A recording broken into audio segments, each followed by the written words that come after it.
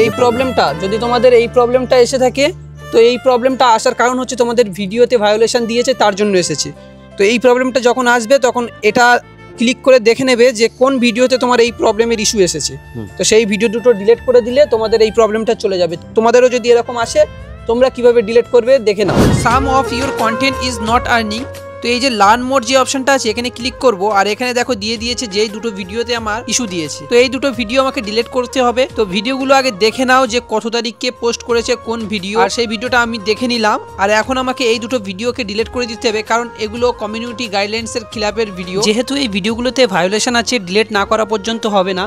তো আমি তোমাদেরকে ব্যাক হয়ে দেখাই। এই যে মনিটাইজেশন সেকশনে দেখতে পাচ্ছ এখানেও এই প্রবলেমটা আছে। তো এই প্রবলেমটা যতক্ষণ না ভিডিও ডিলিট করব ততক্ষণ থাকবে। তো চলো কিভাবে ভিডিওটা ডিলিট করছি এবার সেটা দেখাই। তো ভিডিও ডিলিট করার জন্য এই যে পোস্ট অপশন আছে, এই পোস্টে চলে আসবে। পোস্টে আসার পরে যে ভিডিওটা ওখানে দিয়ে দেখেছিলে যে কোন ভিডিওতে ভায়োলেশন দিয়েছে সেই ভিডিওটা খুঁজে নিতে হবে। আর এই যে দেখতে পাচ্ছ 3 ডট আছে, এই 3 ডটে ক্লিক করতে হবে, আর তারপরে এখান দিয়ে ডিলিট করে দিতে হবে। মুভ টু ট্রাশ এখানে ক্লিক করতে হবে, আর রিমুভ ফ্রম বোথ এই অপশনটা ক্লিক করে নিতে হবে, তাহলে পুরোপুরি এটা ডিলিট হয়ে যাবে। তো চলো আমি একটা ডিলিট করে দিলাম, আর একটা খুঁজে নেব। তো এটাও সেম পদ্ধতিতে ডিলিট করব। রিমুভ ফ্রম বোথ এটা ক্লিক করে দেবো, তো এটা ডিলিট হয়ে যাবে।